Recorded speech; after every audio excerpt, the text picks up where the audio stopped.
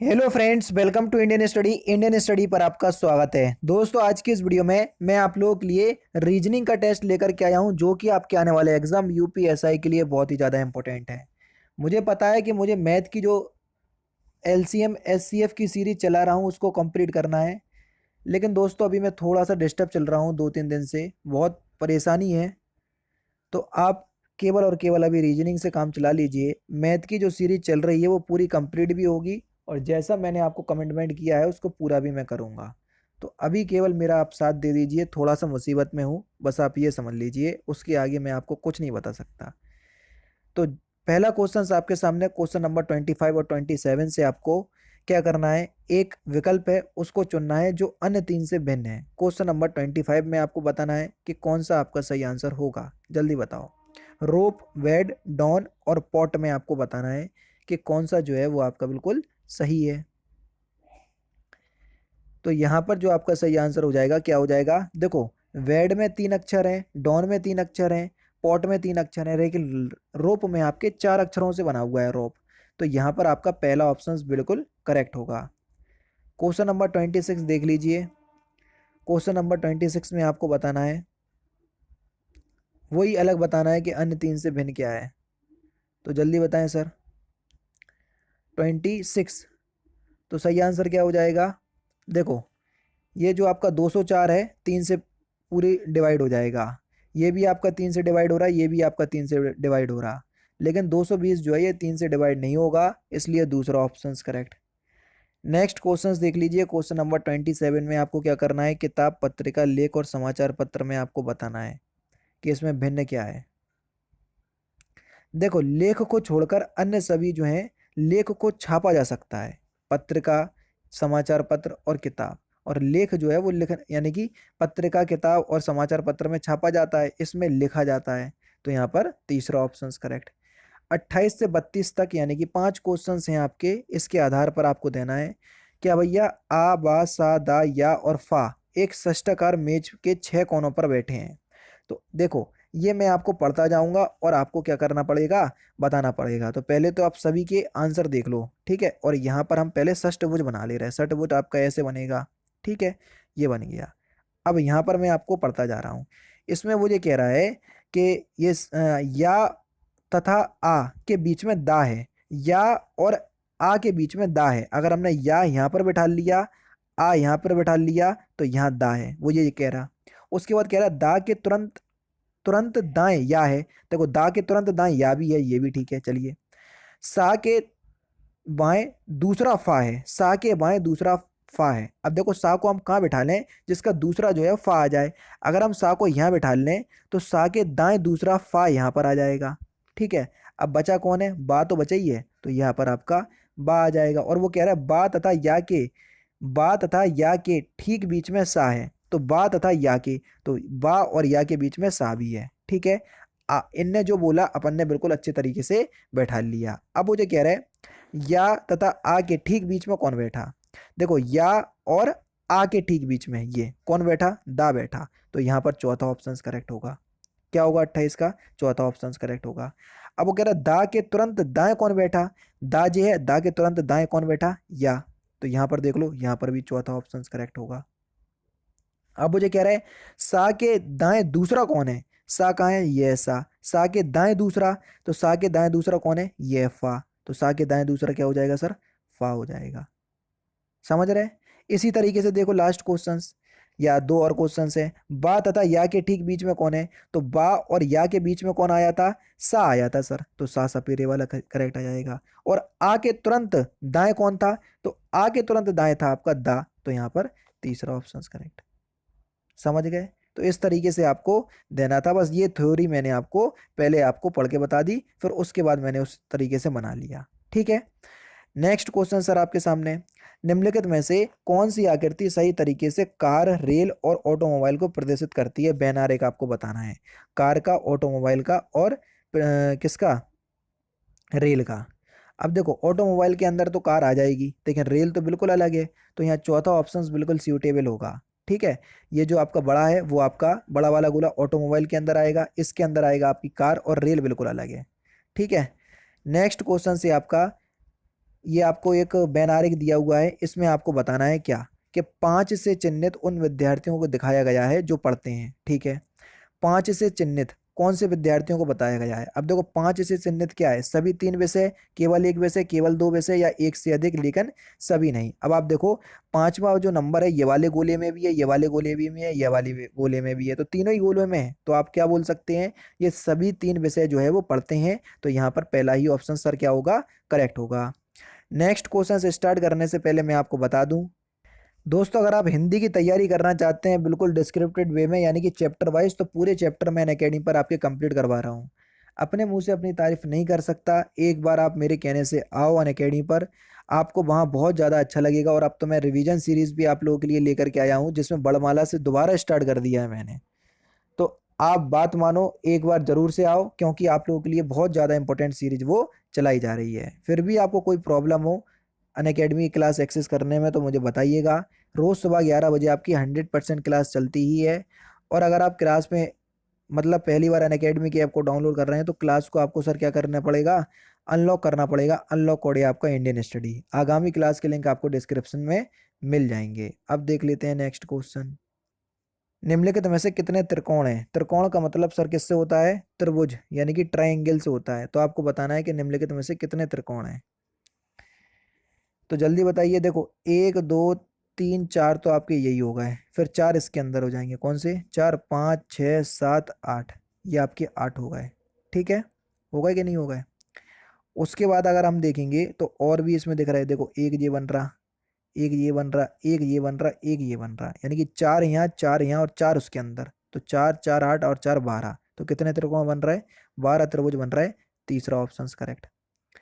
Next question से आपका वो कह रहा है हार्टलेस को कितने स्वतंत्र सार्थक शब्दों में विभक्त किया जा सकता है जबकि अक्षरों के क्रम को ना बदला जाए और ना ही अक्षर को एक से बार अधिक प्रयोग किया जाए। ठीक है, देखो हार्टलेस से ऐसे कितने शब्द बन सकते हैं ना तो इनके अक्षर के क्रम को बदलना है और ना ही हमको इनको जो अक्षर आए हैं उनको 2 बार प्रयोग करना है। जैसे एच ई, तो कोई एच ई कोई वर्ड होता है, ही बिल्कुल होता है, ही माने वह, तो पहला तो यही बन गया।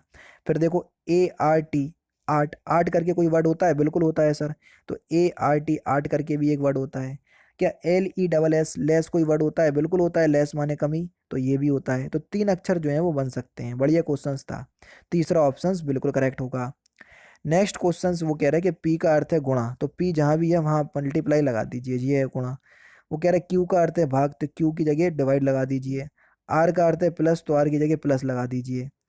एस का अर्थ है माइनस, तो माइनस लगा दीजिए। अब वो कह रहा है इसको सॉल्व कीजिए। सबसे पहले भाग होगा, 32 का आप इसमें डिवाइड करेंगे, तो 32 का डिवाइड करेंगे जो भी होगा। अब तो आपका क्या करना है, केवल और केवल आपको सिंप्लीफिकेशन करना है। तो इसका डायरेक्ट आंसर बता दे रहा हूँ। आंसर जो आपका आंसर आएगा वो आएगा आपका 90, यानी कि दूसरा ऑप्शन जो है वो आपका बिल्कुल क्या हो जाएगा सर, करेक्ट हो जाएगा। क्योंकि 544 में अगर हम 32 का भाग देंगे तो 17 बार जाएगा ये। ठीक है, और देखो ये मल्टीप्लाई है, तो 3 सत्ते 21, और अगर हम 21 में ये देखो ये यहाँ पर 21 आ गया और यहाँ 17 आया, और 17 में अगर हम 21 जोड़ देंगे तो 38 हो जाएगा। ठीक है, और यहाँ पर क्या है, ये 17 ही था कि हाँ 13 था, 13 सत्ते 91, 91 में 21 जो वो जोड़ो 17, क्योंकि 544 से कितने बार गया था ये, 32 से 17 बार, तो 17 में 91 जोड़ दो, कितना हो जाएगा 91, 108, और 108 में से 18 घटा दो, 108 में से 18 गया तो आ गया 90। दूसरा ऑप्शन करेक्ट, मतलब सॉल्व भी मैंने कर दिया। ए बी डी और ई 5 पुस्तकें हैं, वो कह रही है एक के ऊपर एक रखी हुई हैं। ठीक है, तो आपको बताना है। वो जो कह रहा है सी जो है डी के ऊपर है, सी जो है वो डी के ऊपर है, तो हमने सी को डी के ऊपर रख दिया। ठीक है, वो कह रहा है कि ई जो है ई जो है ए के नीचे है, ए के नीचे हमने क्या रख दिया, ई रख दिया। डी ए के ऊपर है, डी जो है वो ए के ऊपर है, बिल्कुल है। बी जो है ई के नीचे है, बी जो है वो ई के ई जे है, तो ई के नीचे एक और है बी। ठीक है, रख दिया। तो सबसे नीचे की पुस्तक कौन है, ये बी, तो सबसे नीचे की पुस्तक है आपकी बी। दूसरा ऑप्शन करेक्ट। नेक्स्ट क्वेश्चन, एक आदमी पूर्व दिशा में 15 किलोमीटर चलता है, ये है दिशा, यहाँ पर 15 किलोमीटर वो पूर्व दिशा में चला। अब वो कह रहा है कि वह बाएं मुड़ता है और 5 किलोमीटर चलता है। बाएं मुड़ गया और 5 किलोमीटर चल गया। अब दाएं मुड़कर 5 किलोमीटर चलता है, ये दाएं मुड़ा और 5 किलोमीटर चला। ठीक है, प्रारंभिक स्थान से वह कितनी दूरी पर है, ये और इसके बीच की दूरी निकाल लें। अब देखना यहाँ पर पूरा 15 चला था, लेकिन 5 यहाँ पर वापसी आ गया, तो यहाँ तो 10 बचा, और ये पूरा का पूरा 5 है। पाइथागोरस फॉर्मूला लगा दो, क्या हो जाएगी सर, ये हो जाएगा 100 का स्क्वायर और 25, 125 हो गया, और 125 ही होगा ना, क्योंकि 5 वापस आ गया था। अ, अच्छा, सॉरी सॉरी सॉरी, वो आपका मतलब बता रहा हूँ मैं, रुको। देखो 15 किलोमीटर पूर्व चला, फिर आपका क्या बाएं मुड़ा 5 किलोमीटर चला, अब मैं दाएं मुड़ा तो मैंने बाएं मुड़ा दिया, तो दाएं और 5 किलोमीटर चल गया। अब यहां से लेके यहाँ की दूरी बताना है, तो ये आपकी टोटल 15 और 5 ये 20 हो जाएगी, और ये 5 रहेगी, तो यहाँ पर ये कितना हो जाएगा, 425 हो जाएगा, पाइथागोरस फिर में लगाएंगे।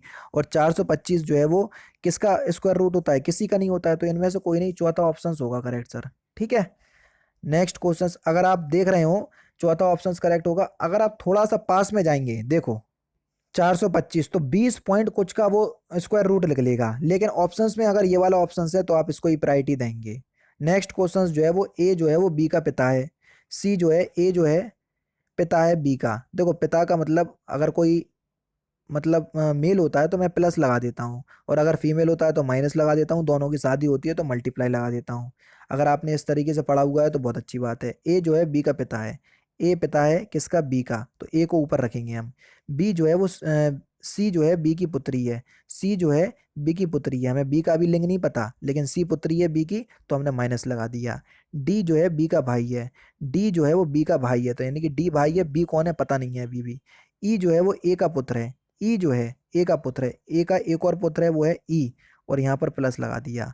ठीक है, वो कह रहा है सी और ई के बीच में क्या संबंध है, सी और ई, ये सी और ई। अब देखो ये कोई भी हो, लेकिन जे जो है वो इसका मतलब सी जो है वो उसकी क्या कहलाएगी, भतीजी कहलाएगी, क्योंकि बी जो है वो हो सकता है चाचा हो या कोई भी हो सकता है, तो भतीजा और चाचा का संबंध होगा। यानी कि इस क्वेश्चन का जो सही आंसर हो जाएगा वह क्या हो जाएगा, ऑप्शन नंबर सी, तीसरा ऑप्शन यहाँ पर आपका बिल्कुल करेक्ट हो जाएगा। नेक्स्ट क्वेश्चंस देख लीजिए यहाँ पर क्या कह रहा है। दी गई आकृति में शहरी शिक्षित पुरुष जो सरकारी कर्मचारी हैं कितने हैं।